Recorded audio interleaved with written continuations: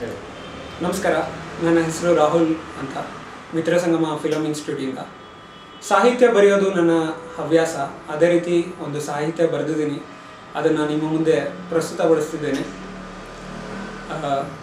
ಇವಾಗ ಸ್ಟಾರ್ಟ್ ಮಾಡ್ತೇನೆ.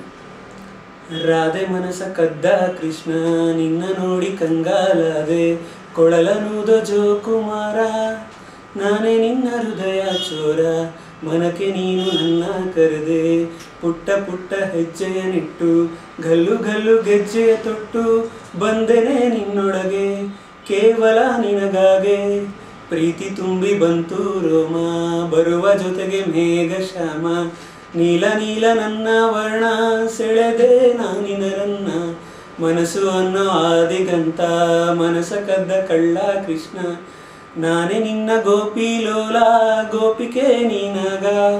ಧನ್ಯವಾದಗಳು.